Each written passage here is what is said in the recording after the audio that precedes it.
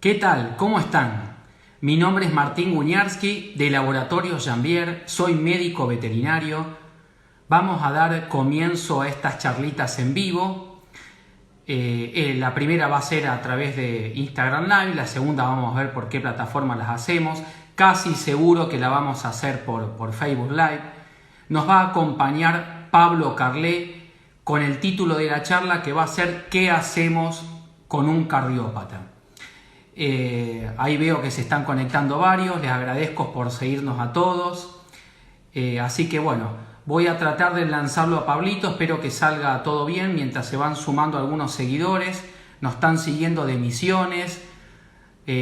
Paola me manda saludos, el doctor de veterinaria Pinilla, que compartimos algún curso. A ver, lo voy a buscar a Pablito. Acá está.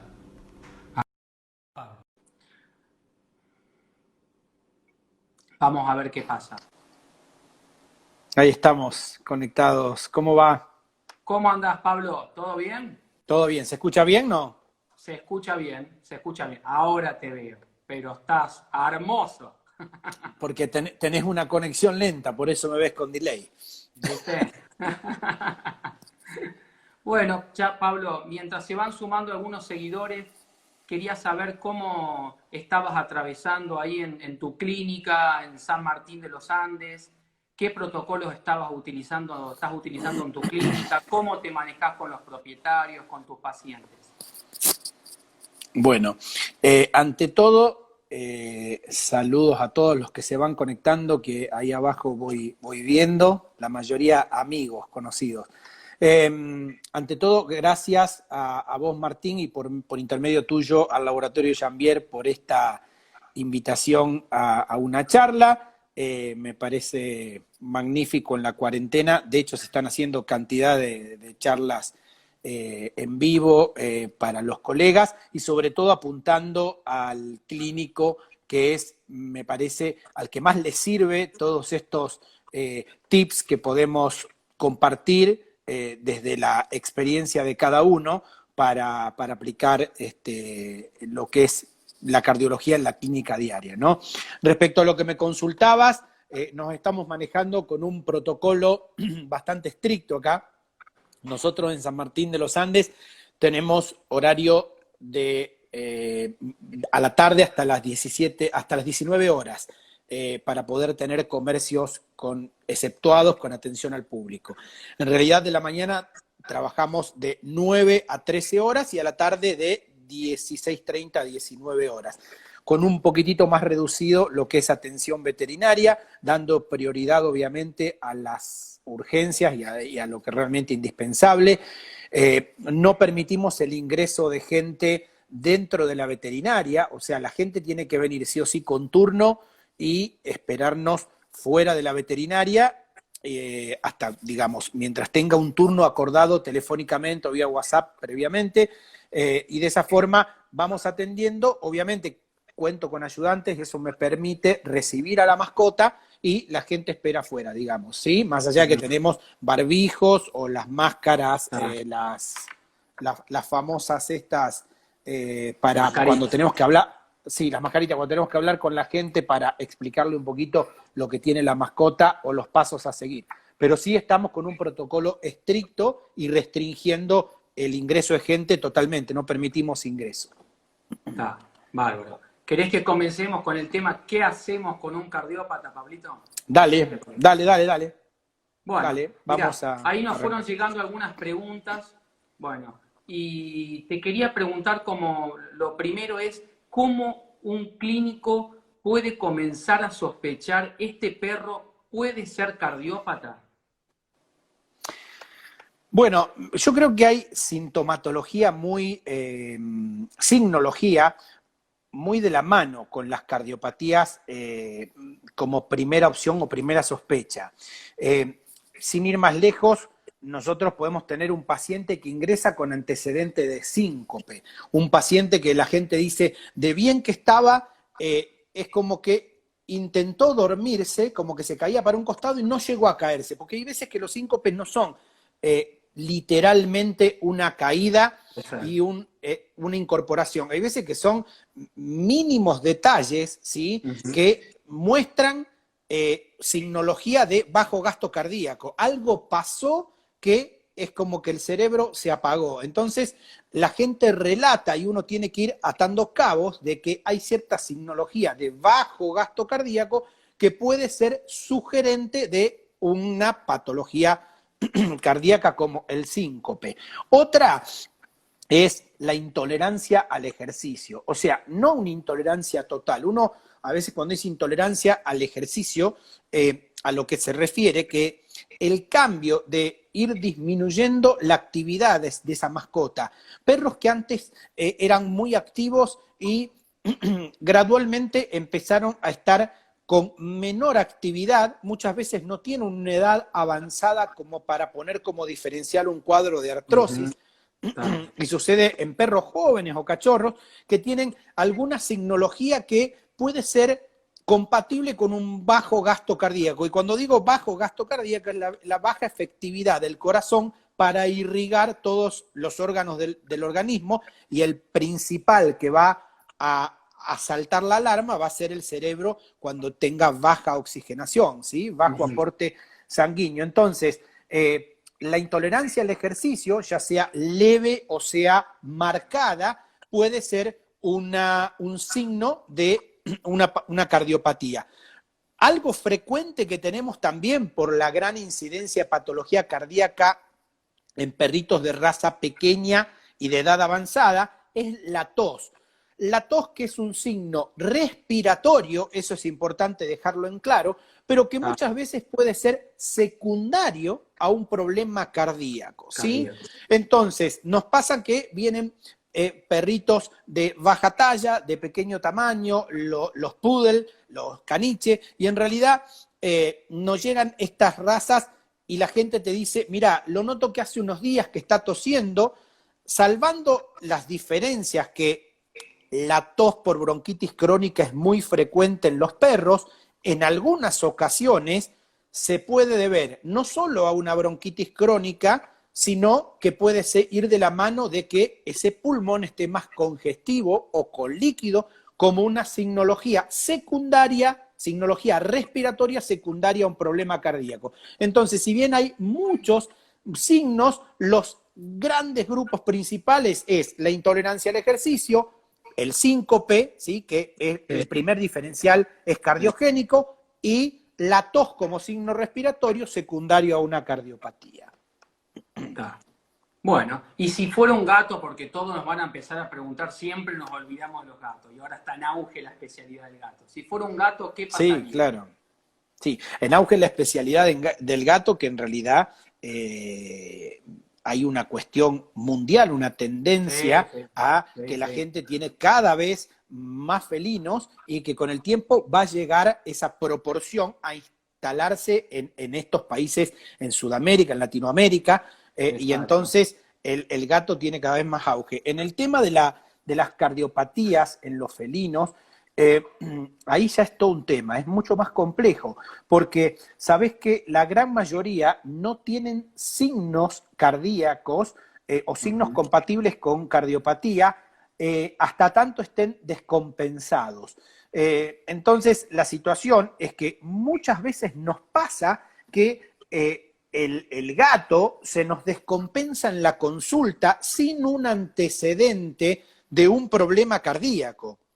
Entonces, es muy importante en los gatos actuar mucho con medicina preventiva, hacer controles, ¿sí? Controles bastante periódicos y tal vez con un poquito más de periodicidad que el perro, y empezar antes que el perro. El gato necesita como prequirúrgico lo ideal, que lamentablemente no se aplica mucho, pero cada vez se está empezando a aplicar más, despacito. Hay que concientizarse de que el gato como prequirúrgico no nos aporta mucha información un electrocardiograma. Realmente se necesita tener un ecocardiograma para ver el tamaño de las aurículas, de las cámaras superiores del corazón, aurículas o atrios, porque en la patología cardíaca del gato lo primero que acusa, acá hay una patología, es que se agranda el tamaño de los atrios, de las aurículas. Después podemos entrar en diferencias de si es una cardiomiopatía dilatada, hipertrófica, si es restrictiva, si es asimétrica. Hay cantidad, 5 cardiopatías diferentes, cardiomiopatías diferentes, y en menor proporción valvulares o congénitas, ¿no? Pero la clave es ver con ecografía el tamaño de los atrios, por eso la relevancia del ecocardiograma en el caso de un prequirúrgico, porque muchas veces tenemos desenlaces fatales en las cirugías por no haber hecho un ecocardiograma y ver si la relación de la aurícula izquierda y la aorta está normal. Si bien podemos investigar más cosas como el espesor de paredes ventriculares, diámetros camerales del ventrículo, pero lo básico es el tamaño de las aurículas, de los atrios en realidad, ¿sí? Respecto a la signología de felinos, nos pasa que muchas veces auscultamos un gato y nos encontramos con que sin tener soplo puede tener una cardiopatía y otras veces teniendo soplo puede no tenerla. Se estima de que más o menos la mitad de los gatos cardiópatas tienen soplo, ¿sí? Según estudios. Y la otra mitad no tienen soplos. En cambio, es más frecuente encontrar ritmos agregados o desdoblamientos de sonidos cardíacos. Un desdoblamiento del segundo ruido cardíaco, por ejemplo, o un agregado de ruidos en la auscultación, el famoso ritmo de galope, ¿sí? O un desdoblamiento que en vez de ser dub-blup, dub-blup, es dub-blup-blup, dub-blup-blup, o sea, el segundo ruido cardíaco se desdobla.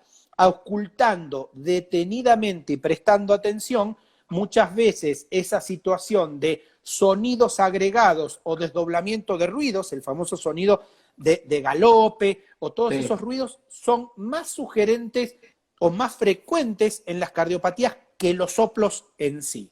¿Sí? Sí. Eso respecto a los gatos y brevemente, como para no extenderme tanto, en el tema de la signología que suele ser diferente a la del perro y brinda menos signología, sino que es más oculta la cardiopatía. Ahí aprovechando que estuvieron preguntando algunos de método complementario. ¿Qué método complementario necesitaría un clínico para tener alta certeza de que ese paciente tenga una cardiopatía? Bueno, es una buena pregunta y una pregunta que tiene una respuesta bastante amplia. Decí que a mí me gusta hablar poco, ¿no? Y puedo sintetizar. En realidad, los métodos complementarios, digamos, el estándar oro de los métodos complementarios en cardiología es la ecografía, la ecocardiografía. En realidad hay varios métodos complementarios y se complementan, ¿sí? Valga la redundancia, porque en realidad tenemos, me río porque voy viendo los comentarios, dije que hablo poco también. Y me están metiendo emoji a full.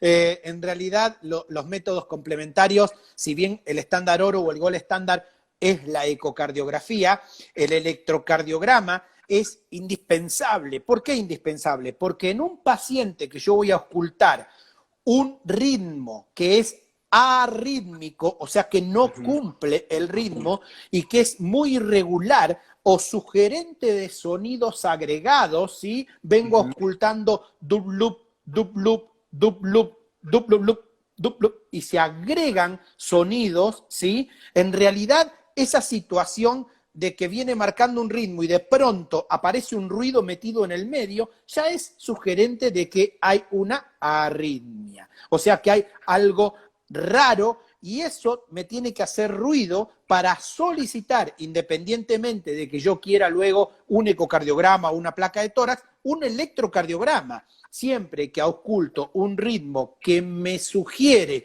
o presumo de que es anormal, tengo que indicar un electrocardiograma, ¿sí? De hecho, cuando hablábamos de los signos, el síncope, en realidad, el síncope, el primer estudio de rigor, más allá de todos los que querramos hacerle, es un Holter, ¿sí? Que en realidad tenemos en nuestro país muy baja oferta de ese estudio, pero un Holter, un estudio Holter, que es como si haríamos un electro durante 24 horas, o en algunos casos hay que repetirlo y hacerlo durante 48 horas para que sea más representativa, es el estudio de elección y el primero que se indica en muchos países donde está disponible fácilmente el Holter, no así en el nuestro.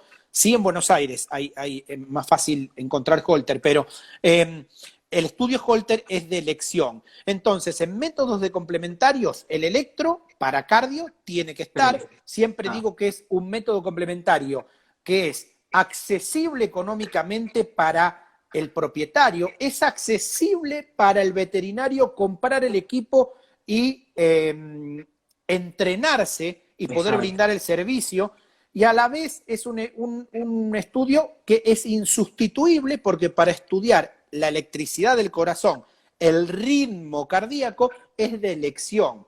Después la ecocardiografía, ya sabemos todos que es la de mayor indicación, la que más se utiliza porque es lo que nos permite ver en forma bidimensional, ¿sí? La arquitectura del corazón, las paredes, las cámaras, las válvulas, ver realmente la presencia de colectas, ¿sí? De líquido pericárdico, de líquido pleural, de masas neoplásicas. El cáncer en los perros es cada vez de mayor incidencia y hay bastante incidencia de patología neoplásica a nivel cardíaco.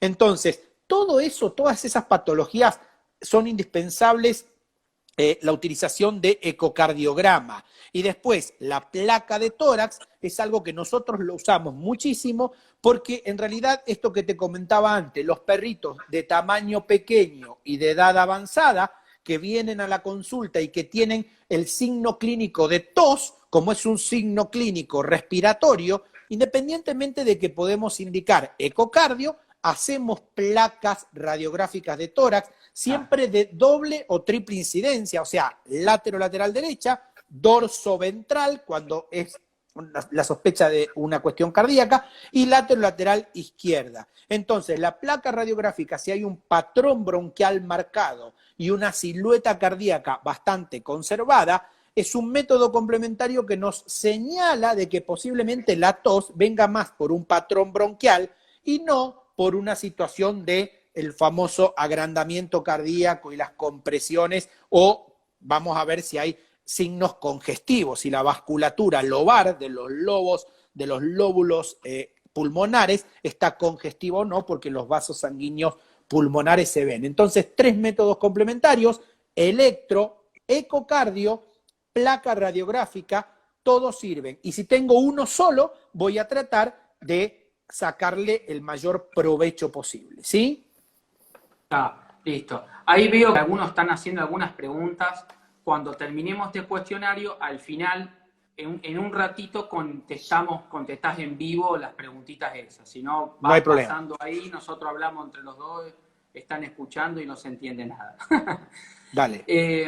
Ya que estamos en la parte de método complementario, ¿qué diferencias a grosso modo, Pablo? Esta es peor que la otra. ¿Qué diferencias a grosso modo hay entre un electrocardiograma, una radiografía de tórax, una ecocardiografía en el diagnóstico de un paciente cardiópata? Bueno, mira, en realidad básicamente es profundizar un poquito más lo que venimos hablando, porque esto de no tener poder de síntesis hace que te respondo 2 en 1. Ya me explayé sobre la que venía. Entonces, el electrocardiograma básicamente lo que nos muestra son ondas, ¿sí? Una onda P que nos muestra la despolarización, o sea, el cambio de polaridad dentro de las células miocárdicas de los atrios, un QRS que nos muestra la despolarización de los ventrículos, una onda T que nos habla de la repolarización de los ventrículos, pero en realidad esas cosas técnicas son muy fáciles, ¿sí? Porque tenemos onda P, QRS, T, y en realidad toda anomalía eléctrica puede mostrar de que haya ausencia de alguna de estas ondas, presencia de ondas anormales, grandes, deformadas, prolongación en el tiempo. Si una onda P tiene que durar X cantidad de tiempo, si está prolongada en el papel, en el dibujo o en la pantalla, depende del electrocardiógrafo que tenga, la veo de mayor duración, nos puede señalar, nos puede sugerir de que hay una patología en la arquitectura del corazón. Entonces, si yo veo una normalidad en el tiempo de una onda o en el voltaje de una onda, posiblemente sea un indicativo para sugerir un estudio de imágenes, ¿sí? Como por ejemplo una ecocardiografía. Ahora bien, si en vez de mostrarme una prolongación en el tiempo o un aumento del voltaje, o además de mostrarme esas dos cuestiones, me muestra el agregado de otras ondas, de otros complejos, o la ausencia de algunas de las ondas que tendría que haber, ya estoy usando para lo que es estándar oro el electrocardiograma, para el diagnóstico de una arritmia, o sea, la presencia de una alteración del ritmo. El electrocardiograma nos sirve para diagnosticar las alteraciones eléctricas del corazón, que muchas veces pueden estar presentes sin que el corazón tenga una patología. Pueden ser secundarias a problemas en otros órganos, ¿sí? Secundarias a un desequilibrio en la homeostasis del organismo, en el equilibrio del organismo, secundaria a un problema en el ionograma, en el potasio, en el magnesio.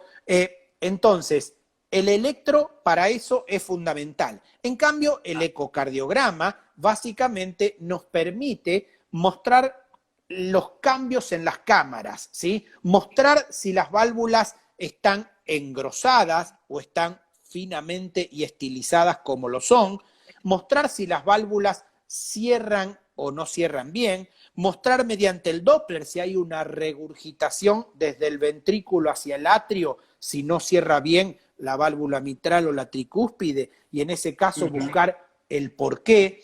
Y la radiografía básicamente nos permite valorar el tamaño de la silueta cardíaca, valorar la presencia de congestión cardiopulmonar. El corazón y el pulmón tienen una circulación sanguínea que el corazón le manda la sangre al pulmón y vuelve esa sangre oxigenada. Nosotros vemos en la radiografía los vasos sanguíneos que van a los distintos lóbulos pulmonares, tanto lo que son las arterias pulmonares que llevan la sangre al pulmón a oxigenarse, como las venas pulmonares que vuelven hacia la aurícula, hacia el atrio izquierdo, trayendo la sangre oxigenada. Esa vasculatura, si está aumentada de tamaño, sugiere una congestión en la circulación cardiopulmonar. Puede ser una congestión venosa, una congestión arterial o una congestión mixta, venosa y arterial.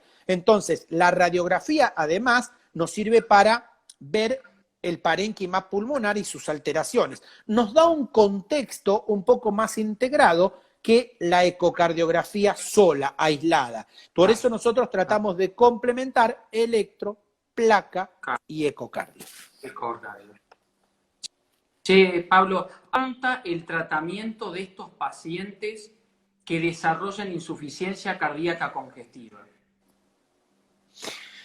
Bueno, mira, lo principal que hay que hacer en una insuficiencia cardíaca congestiva es descongestionar. O sea, lo que tenemos que hacer es tratar de bajar la precarga. ¿Qué es la precarga? Que uno por ahí lo escucha fácilmente, precarga, y es un nombre que decir, el que no está en el tema dice, pero precarga. Es muy fácil.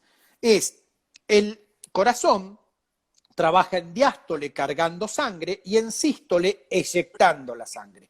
Cuando esa diástole está en el máximo de su carga, previo a la sístole, que es cuando se contrae, ese corazón tiene su precarga, que es el volumen de fin de diástole, o sea, el máximo volumen que tiene el corazón. Todas las patologías congestivas lo que hacen es incrementar la precarga. ¿Qué incrementan? El volumen de fin de diástole, ¿sí? O sea que es un corazón más estirado, ¿sí? Que incrementa esa precarga. Entonces, las patologías que generan sobrecarga de volumen, o sea, hipertrofia excéntrica, que se estira el corazón, incrementan la precarga. Lo que tenemos que hacer es bajar esa precarga y los diuréticos son los encargados de eso. Por excelencia, el número uno, el más usado, como dicen mis colegas que hacen cardiología, la única prueba de que Dios existe es la utilización de la furosemida. ¿Por qué? Porque pasamos de un animal congestivo que se está asfixiando, que se está muriendo, o un animal que tiene un abdomen abalonado, una citis, ¿sí?, muy marcada. En realidad, esos pacientes, al bajar la precarga, va a revertir la signología en mayor o menor medida dependiendo la patología de base. Pero en realidad, bajar la precarga es el principal. Ahí tenemos a la furosemida como el principal abanderado o representante. En realidad, tenemos que saber que con el tiempo suele ocurrir que la furosemida ya genera una hipertrofia a nivel de las células del glomérulo y se hace refractaria su acción, con lo cual tenemos que recurrir a la triple terapia diurética, en lo cual combinamos otros diuréticos, ¿sí? Aquí lamentablemente no tenemos torasemida en Argentina, que en Europa la tienen y la usan mucho, y que tiene una potencia más de 10 veces superior a la furosemida. Respecto a cómo se va complementando la terapia, por lo general en cardiología y dependiendo de cada patología, utilizamos los inhibidores de la enzima convertidora de angiotensina, los IECAS, ya sea en sus presentaciones que se dan cada 12 horas como el enalapril o cada 24 como el ramipril y el venacepril. Se pueden usar, yo prefiero los que se dan cada 24 por una cuestión de simplicidad. No hay que olvidarse que los cardiópatas reciben con el tiempo cada vez más medicaciones, y hay que tratar de hacerlo más simple para el propietario. Entonces, los que se dan cada 24 horas, como el ramipril, el venacepril, son buenas opciones cuando están asociados a espironolactona, que en realidad no a dosis diurética, sino a dosis antifibrótica, para que la aldosterona no me provoque esa fibrosis y esa rigidez en las cámaras y esa remodelación a nivel atrial, ¿sí? Reduce un poco esa incidencia y la espironolactona por eso se asocia con estos IECAS. Otra terapia fundamental es la utilización del pimovendam en los pacientes que lo necesitan, como el paciente con enfermedad valvular degenerativa crónica, como cualquier paciente con una cardiopatía de fenotipo dilatado, sobre todo las razas grandes que tienden a expresar las distintas patologías cardíacas en modo dilatado, ¿sí?, con disfunción sistólica. En realidad, el pimovendam ya hay una infinidad de estudios que demuestran su utilidad desde el momento del diagnóstico. Es una medicación que se da cada 12 horas, que va a favorecer la mejor contracción del corazón, aumento del inotropismo, o sea, de la fuerza de contracción, va a favorecer el lusitropismo que es una palabra que estamos poco familiarizados, pero es la distensibilidad del corazón, la relajación. Entonces, si se va a contraer mejor, se va a relajar mejor y va a favorecer el flujo anterógrado, o sea, va a favorecer la vasodilatación y el flujo anterógrafo. Por eso hay que desmitificar esta idea de que en realidad si le doy pimovendam a un perro con enfermedad valvular degenerativa, incrementando la fuerza de contracción del ventrículo, voy a incrementar el reflujo hacia el atrio. Eso es falso y es importante de que lo sepan. No, porque es una pregunta bastante frecuente, porque en realidad, al ser vasodilatador, el flujo favorece el flujo anterógrado por la aorta y no retrógrado. Básicamente, ahí te nombré tres pilares fundamentales de la terapia cardíaca, pero después hay antiarrítmicos y hay una cantidad de cosas, depende de la patología. Sí, hay montón. Está. Bueno. Desde otros puntos, Pablo, a un cardiópata. Bueno, te trato de reducir en esto. En realidad sabemos que los alimentos balanceados tienen una cantidad de sal infernal, tienen mucha cantidad de sal, ¿sí? Y es importante tener la precaución de que si estoy dando un IECA, ¿sí? Para Sí. tratar de mejorar los mecanismos compensatorios y estoy tratando de generar una baja en el sodio, si le doy un alimento común, realmente voy a estar, ¿para qué le doy el IECA? O sea, hago dos cosas antagónicas. No es una Ahí cosa me que sea preguntaron que no, aguantalo, que me dicen que no se escuchó la pregunta, que se me escuchaba cortado. ¿Qué otro Bueno, tipo repetila. de... ¿Cómo? Que se Repetila, puede repetila. ayudar desde otros puntos como la alimentación y el ejercicio. Voy a gritar. Bueno, de eso estábamos hablando, ¿sí? En realidad, de la alimentación, hablamos de que los alimentos, las presentaciones comerciales de balanceados tienen una alta proporción de sal y que si estoy dando un IECA, que es para inhibir los mecanismos compensatorios, en realidad no tiene mucho sentido la acción de bajar el sodio y por otro lado le estoy dando sodio con mucha cantidad de sal en los alimentos. Entonces, es bueno que tener un alimento. A ver, no existe el alimento ideal, pero en realidad tener baja proporción de sodio, una alta cantidad de ácidos grasos esenciales como los omega 3 que está demostrado su beneficio y tener un buen aporte calórico balanceado, proteína de buen valor biológico y en realidad es importante saber que con la alimentación yo tengo que apuntalar el mayor paciente cardiópata es por lejos las razas chicas con enfermedad valvular degenerativa. Y ese paciente yo tengo que tratar de evitar, al igual que en las razas grandes, los fenotipos dilatados, de la caquexia cardíaca que no me los descienda mucho, ¿sí? Por eso tengo que Exacto. mantener un equilibrio entre que no vengan obesos, ¿sí? Tengo que tratar de mantener un equilibrio en el aporte calórico, siendo un buen aporte, ¿sí? Y tengo que tratar de mantener el ejercicio, ¿sí? Se necesita un ejercicio moderado, no un ejercicio exagerado, se necesita un ejercicio moderado y un Exacto. ejercicio que sea constante, ¿sí? Que se pueda mantener a lo largo del tiempo. Todos los días es importante que el perrito cardiópata tenga un ejercicio moderado, que no esté todo el día durmiendo, ¿sí? Pero tampoco que tenga que subir 4 pisos con escaleras, porque va a tener una tendencia a descompensarse mucho mayor, ¿sí? Está. Ahí, bueno, vamos a empezar a algunas preguntas y chequear a menudo los riñones. Pregunta Mengarelli de Villa María, La Veterinaria FER, Esperanza. bueno, Eh, un beso grande. chequear a menudo los riñones. Sí, en realidad el riñón es el socio fundamental de las patologías eh, cardiológicas, ¿no? De las cardiopatías.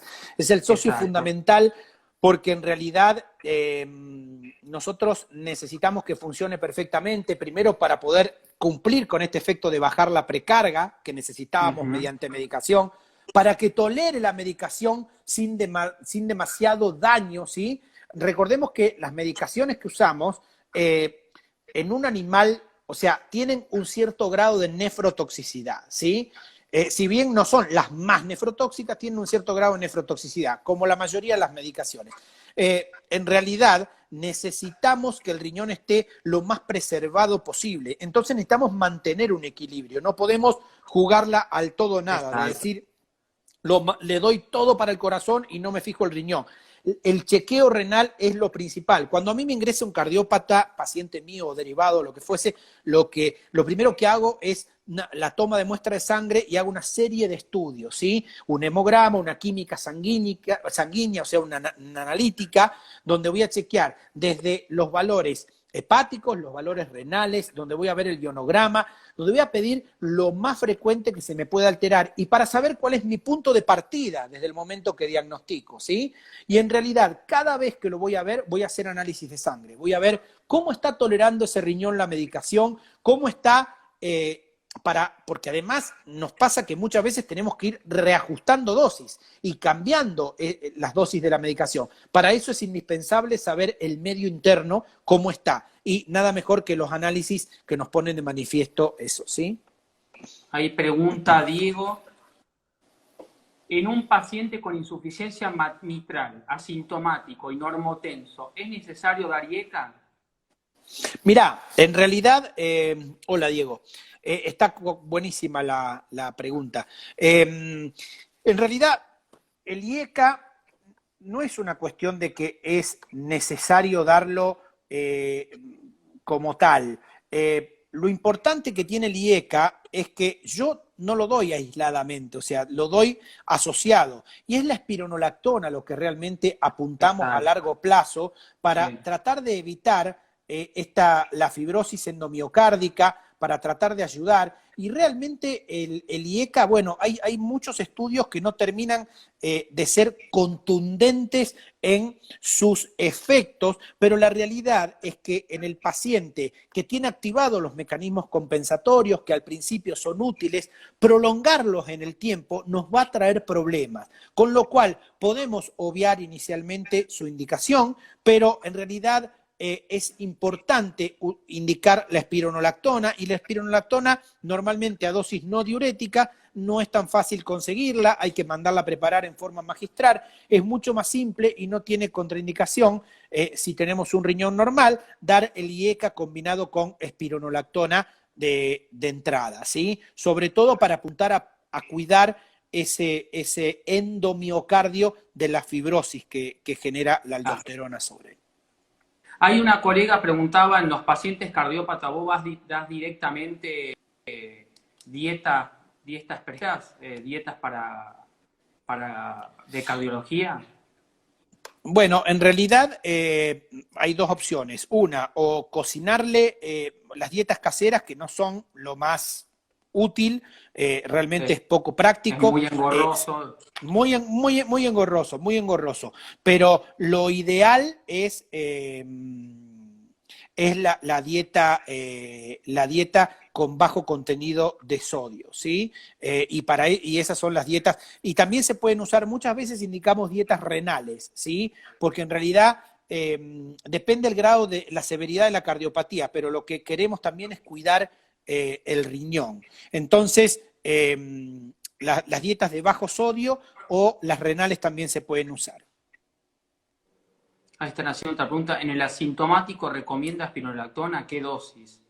En un Bueno, asintomático. en realidad lo que utilicé es lo que hablábamos antes, ¿sí? En Sí, un sí. asintomático se recomienda la espironolactona y en realidad la usamos combinada con Con un IECA. con un IECA, con el ramipril o el benacepril o el enalapril. Lo que pasa es que el enalapril es de 12 horas, ¿sí? Así Exacto. que se puede usar tranquilamente la espironolactona, y si conseguís en forma magistral espironolactona a 1 o 2 miligramos kilo se puede indicar tranquilamente. A ver si O se sea, suma otra. respondiendo a lo que dice espironolactona solamente, ¿no? Si la pueden conseguir o hacer, esa dosis. A ver si surge. Tiran el chivo. Cardioviere, por supuesto, el mejor. ¿Qué diferencia, me preguntó Vicky ahí, qué diferencia hay entre el benacepril y el ramipril? No, básicamente no hay una diferencia que pueda ser relevante o que se haya comprobado de que haya uno mejor que el otro, ¿sí? En realidad, muchas veces nos pasa que evaluamos un poquito los costos del propietario. El cardiópata es un perro que toma generalmente mucha cantidad de medicaciones, y cuando tenemos que poner en la balanza evaluamos que pueda ser llevada a cabo la terapia por parte del propietario, y eso por ahí influye un poquito en la decisión de qué IECA utilizar, y nada, no hay una diferencia sustancial como para que sobresalgan los estudios de benacepril y ramipril, por ejemplo, ¿sí? ¿Cuándo se empieza a usar Pimovendan? Ay, se me corrió. En un Yo la leo. Ah, ¿Cuándo se empieza a usar el Pimovendan en asintomáticos? ¿Lo usa? En realidad, a ver, hay dos cuestiones que es importante la pregunta para aclarar. Si nosotros nos vamos a guiar por las guías internacionales del ACVIN, ¿sí? Del Colegio Americano de Medicina Interna. Los cardiólogos tienen un consenso de que se empieza a usar a partir del estadio B2, que es cuando el animal tiene un remodelamiento cardíaco, o cuando tiene, o se aparece, llega el paciente y está en un estadio C, que es cuando ya tiene signología cardíaca, ¿sí? En realidad, el estudio EPIC, ¿sí? Es el que demuestra la importancia y el cambio, el tiempo de aparición a la insuficiencia cardíaca congestiva es mucho mayor o es mayor si se usa desde el momento del diagnóstico. Pero a nivel consenso, a nivel del ACVIN, el Pimobendan se puede usar a partir, o sea, hay consenso de que se usa a partir de un B2 en adelante. Y en realidad, el EPIC te dice desde el momento del diagnóstico, cuando diagnosticaste que hay una insuficiencia, una enfermedad valvular degenerativa crónica. Ahí preguntan, teniendo en un paciente... Ay, se me corrió. Bueno, pero mira, con el dedo lo bajo. ¿Cuál es la...? Razón. Vos la tenés más no clara. sé cuál es la que estás... No sé cuál es la que vas a... Teniendo en un paciente una degeneración y en una insuficiencia renal grado 1 por SMA, ¿cada cuánto recomienda los controles ecocardiográficos? En realidad, en un B1 cada 6 meses, pero ahí hay que ver muy bien el riñón, y en los casos donde ya hay alguna sugerencia de que el riñón no está del todo bien, generalmente prescindo de la utilización del IECA y le voy a dar prioridad al Pimobendan, ¿sí? O sea, la primera medicación que voy a dejar de lado si tengo un paciente con algún indicio de una nefropatía asociada va a ser el IECA, porque la combinación del IECA más el diurético va a potenciar la nefrotoxicidad sobre un riñón que ya se muestra un poquito endeble. Ahí preguntaron del uso Pimobendan en gatos, que cada vez hay más trabajos, hay quien lo usa. Bueno, sí, cada vez hay más trabajos del uso, pero no se usa en todas las cardiopatías, sino que en algunas, ¿sí?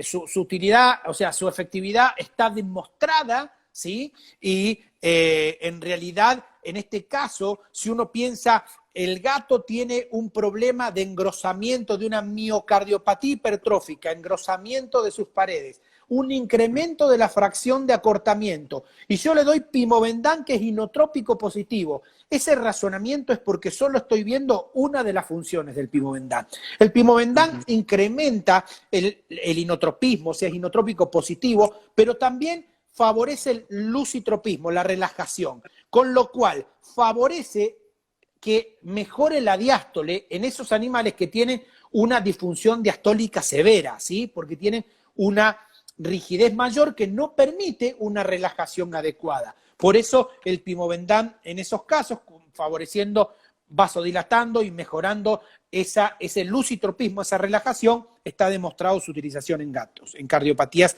felinas, repito que no en todas.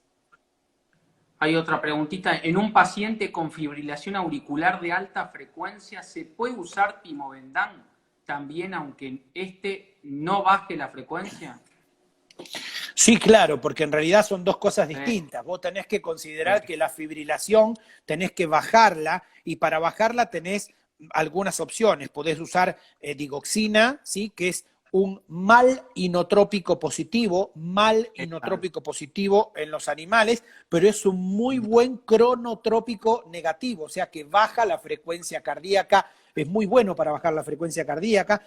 Y la miodarona, que en Argentina es lo que más usamos en las fibrilaciones, porque va a actuar sobre la fase 3 del potencial de acción. Eso es algo técnico, pero en realidad prolonga esa fase y va a favorecer la baja de la frecuencia cardíaca. Y es muy buena la utilización de digoxina a mitad de dosis combinada con amiodarona, ¿sí? Esa combinación de digoxina a mitad de dosis más amiodarona es muy buena para bajar la frecuencia cardíaca. No utilizaría atenolol si el animal tiene una patología congestiva, no utilizaría sotalol en esos casos, ¿no? Porque incrementan el inotropismo negativo, o sea que bajan la contractibilidad en un animal congestivo, iría en contra de la signología, ¿sí? Y el pimovendam favorece la fuerza de contracción, favorece el flujo anterógrado, pero no tiene nada que ver con la frecuencia cardíaca. O sea que sí lo usaría, pero trataría de bajar la frecuencia para que ese miocardio no se agote con esa elevada frecuencia cardíaca. Hay pregunta Daniela Casina de un CMD con efusión pericárdica, el tratamiento.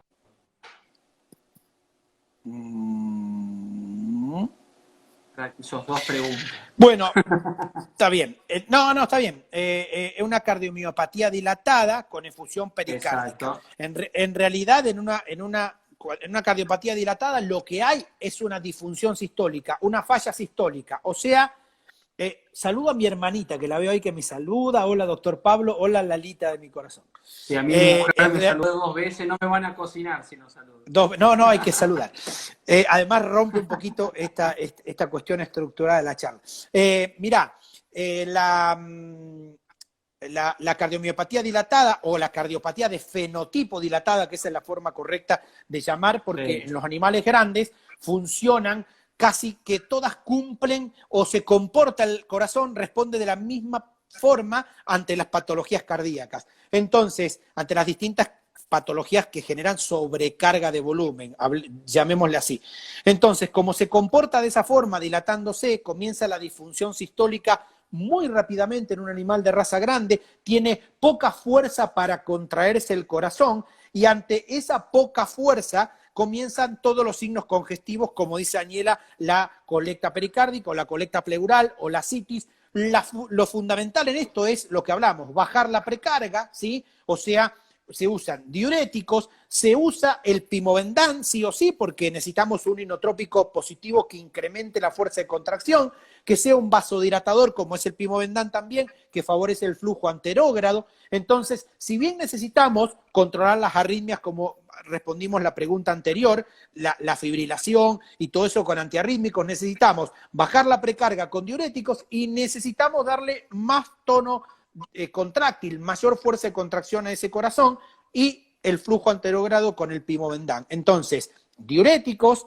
pimovendam y también inhibir los mecanismos compensatorios con los IECAS y la espironolactona. Bueno, Pablo, yo creo que ya terminamos. Vamos a ver con qué seguimos la semana que viene, el ciclo de charlas de cardiología. Seguramente lo vamos a hacer por Facebook, ¿no? Por lo que me dijiste. Perfecto, sí, no hay ningún problema.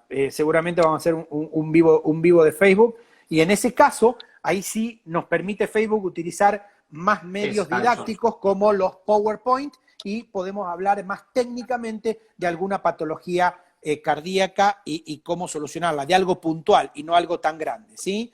Así que yo vuelvo a agradecer la invitación, espero no haberlos aburrido y no haberlos dejado enloquecidos porque creo que hablé tan rápido y tanto que creo que los mareé. Pero cualquier duda me pueden escribir por privado o mandar un mail y bueno, la verdad que agradecer nuevamente y... Sí. Sí, dale, que sí. No, agradecer y vamos para adelante. Bueno, dale. Yo voy a dejar la chat grabada por 24 horas, así que el que le quiera avisar a algún colega, el que no la pudo ver, la va a poder ver en el estado de la... Muchísimas gracias a todos, muchísimas gracias a vos, Pablo, por este ratito. Muy prolijo, te felicito. Bueno, gracias. Nos vemos, un abrazo. Nos vemos.